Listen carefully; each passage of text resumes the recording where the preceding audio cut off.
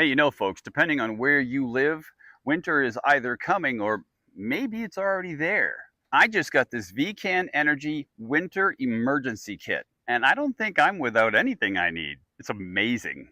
Inside, it comes with a list of everything in there and how to use it, which is fantastic.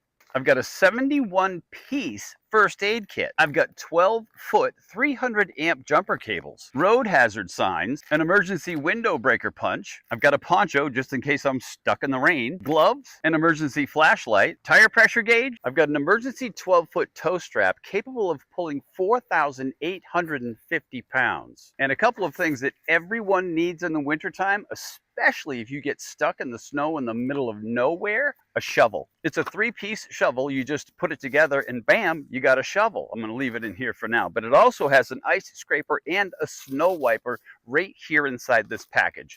You just can't be any more prepared than VCAN has you prepared for this winter. This is the emergency kit that will help you survive in the event you are ever stuck in the cold.